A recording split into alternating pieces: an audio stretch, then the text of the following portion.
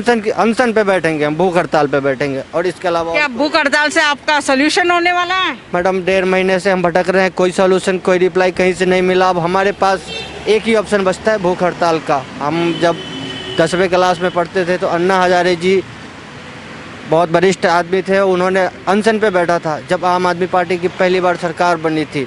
वहीं से नींव रखी गई थी आम आदमी पार्टी की, अन्ना हजारे जी ने बैठे थे और उन्हें न्याय मिला था। तो हम उन्हीं के मार्गदर्शन पे चलेंगे और अनशन पे बैठेंगे। इन्होंने एक बड़ी बात बोल दिया है, इन्होंने अनशन में बैठने वाले हैं। इन्होंने वो कॉन्सेप्ट अपनाया, अन्ना हजारे का कॉन्सेप्ट अपनाया जब आम आदमी पार्टी खड़े हो रहे थे, वो कॉन्सेप्ट अपनाया। ये सोने का कंबल लिए हैं मैम, क्योंकि अब हम लोगों को रोड पर सोना है, इसलिए लेकर टाइम हो गया सोने के लिए, तो चल रहे हैं। और बात मैम, जवान की दशा और दिशा, इनके हाथ में जो कंबल है, ये कंबल रास्ते पे डालकर सोने वाला है। क्या सरकार को, क्या गृह मंत्री ये देख सकते हैं आगे का जवान, जो होने वाला जवान है, देश का रक्षा करने वाला जवान है, वो आज सड़क पे सो रहे? ये दिशा है इनका। मैम क्या बताएं, हमारे तो सपना एसएससी ने चूर कर दिया, तोड़ दिया मैम। हमें तो एक सपना था, अपना जुनून था कि हम फौज में जाएंगे, वर्दी पहनेंगे, बट उन्होंने तो चकनाचूर कर दिया मैम। आज मैम पूरा 7 किलोमीटर पैदल घूमे सिर्फ परमिशन के लिए, क्योंकि अनशन के लिए बैठने के लिए परमिशन चाहिए होती है और परमिशन कोई दे नहीं रहा है।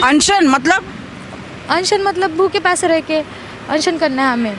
तबीयत एक तो सच में मैम डाउन है, ऊपर से पेट में पूरा दिन कुछ खाए नहीं थे, वैसे ही खाली पेट घूम रहे थे। जब तक सरकार हमें ज्वाइनिंग नहीं देती तब तक हम यहाँ से हटने वाले नहीं, और 1 तारीख से हम अनशन पे बैठने वाले, भूख हड़ताल करेंगे। एक तो ज्वाइनिंग दो या आरती दो मैम। रिक्वेस्ट करते हैं कि सरकार हमारे माँ बाप बन के हमारी सुन ले और हमको ज्वाइनिंग जल्द से जल्दी दे।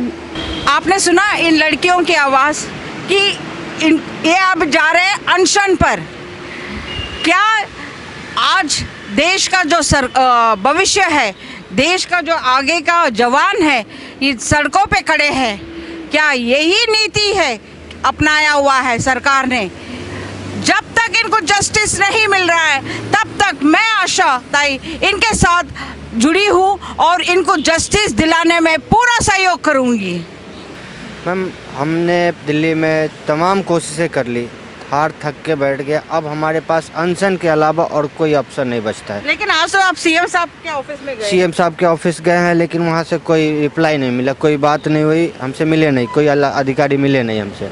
यहाँ तक कि हम दिल्ली डीसीपी ऑफिस भी गए, वहाँ भी हमने पेपर दिया अनशन के परमिशन के लिए, लेकिन वहाँ से भी हमें बस टाल बटोर के वहाँ से निकाल दिया गया, डरा धमका के कि आप भीड़ में इकट्ठा नहीं कर सकते, आप लोग बाहर जाओ, ऐसा बोल के उन्हें।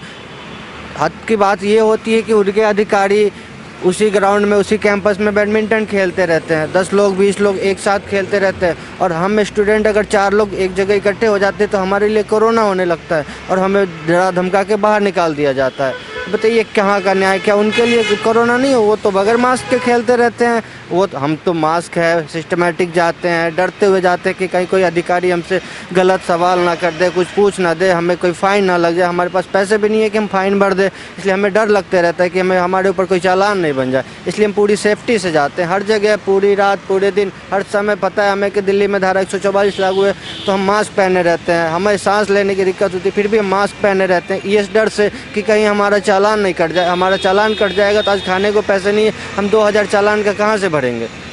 इतनी सब प्रॉब्लम झेलने के बावजूद भी कोई कुछ सुनने को तैयार नहीं होता है, तो हम क्या करें? हम मजबूर हो चुके हैं मैम। अब हम चाहते हैं कि मुझे एक कोई जगह सुनिश्चित करा दी जाए दिल्ली सरकार से, दिल्ली पुलिस से, जहाँ पे हम तमाम एसएससी जीडी कैंडिडेट बैठ के अपनी बात रखें और अपनी अनशन पे बैठेंगे, हम भूख हड़ताल पे बैठेंगे। जब तक हमको तो ज्वाइनिंग नहीं मिलती तब तक हम यहाँ से नहीं जाने वाले हैं। आप कौन सा फोर्स के लिए अप्लाई किया? मैडम फर्स्ट फ्लोर से मेरा सीआरपीएफ था। जब तक परमिशन मिल नहीं जाती तब तक हम ऐसे बैठे हैं, जब परमिशन मिलेंगे तब ओपोजिशन के लिए बैठेंगे, और तब तक बैठेंगे जब तक सरकार ज्वाइनिंग नहीं देती। अच्छा, तो आप लोग ने दृढ़ निश्चय कर लिया कि आंदोलन पे बैठना है। तो आंदोलन किस तरह का आंदोलन होगा? ओपोजिशन आंदोलन होगा। अब क्योंकि ऐसा क्या अनशन का आंदोलन होगा। अच्छा अनशन मतलब कुछ खाए पिए कुछ कुछ नहीं। हाँ, कुछ बिना खाए पिए बैठेंगे। अच्छा ऐसे तो रोज़ खाना यार, ये रोज़ सुबह शाम वही खाना खा रहे हैं, उसमें से भी भूखे ही रह रहे हैं। तो वहाँ बैठ के भी भूखे ही मरेंगे। घर जा पे क्या खाना है वही खाएंगे।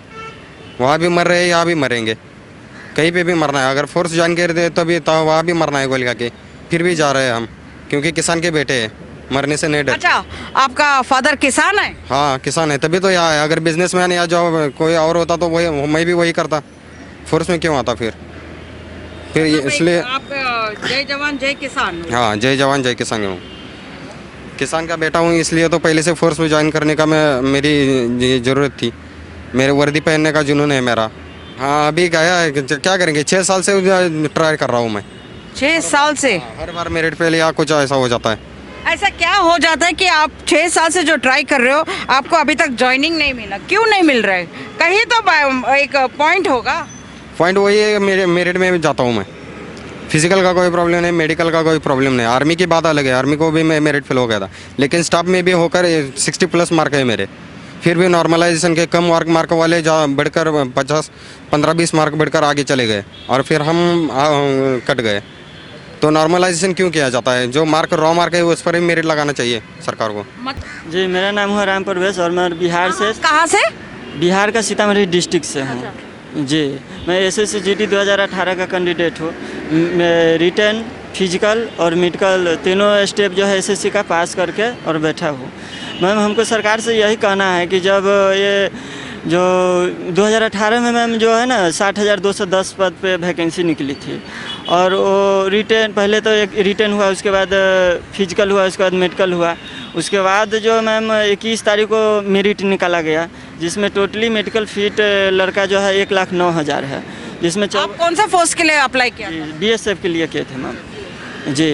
तो जो है 1,09,000 मेडिकल फिट है और जिसमें 55,000 जो है 54,000 कैंडिडेट को सिलेक्ट किया गया मेरिट में और बाकी 55,000 को कैंडिडेट को मेरिट से बाहर कर दिया गया।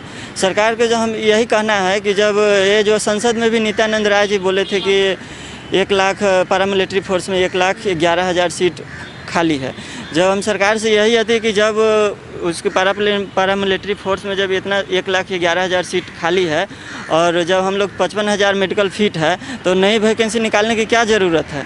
हम लोग सरकार से यही निवेदन, हम तो उनका अपना हक मांग रहे हैं। 2018 के बाद क्या दोबारा सरकार ने एग्ज़ाम लिया? जी नहीं, 2018 के बाद एक ही वही एग्ज़ाम लिया है, उसके बाद 21 आ गया, लमसम 4 साल मैंने 3 साल एभव भी हो गया है। जी मैम एक ही बार एग्ज़ाम लिया और कोरोना काल भी गया, इसके चलते हम लोग 75% जो युवा है विद्यार्थी है वो ओवर एज हो गए हैं। अच्छा जी हम सरकार से तो हम कोई ये भर्ती 3 साल में एक बार निकलती है। अच्छा स्टाफ की। स्टाफ हाँ अगर ये हर एक साल निकलती तो हर एक बंदा ट्राई करता ना हर बार। 3 साल बाद निकलती है ये भर्ती, इससे पहले 2015 को निकली थी। 3 साल बाद निकलती है इनका स्टाफ SSC का वैकेंसी, और अगर इन 3 साल में इनका वैकेंसी फुल नहीं होती है, इनको जॉइनिंग नहीं मिलती है, या तो ये ओवरेज होता है या आउट ऑफ द स्क्वायर हो जाते हैं। करेक्ट?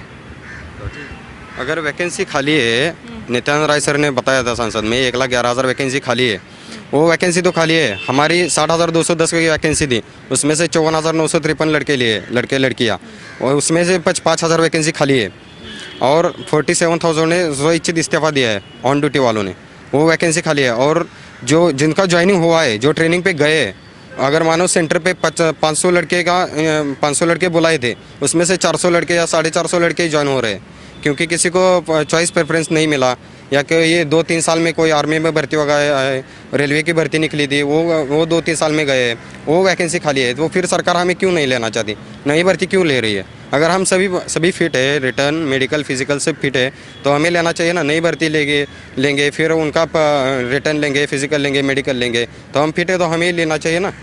इतनी वैकेंसी खाली है तो हमें छोड़ के वो नई भर्ती क्यों ला रही है सरकार? यही सिर्फ कहना। और जो हम यहाँ प्रोटेस्ट कर रहे हैं उनको तो ज्वाइनिंग चाहिए हमें। 1 second, I'll just call the back people out forward.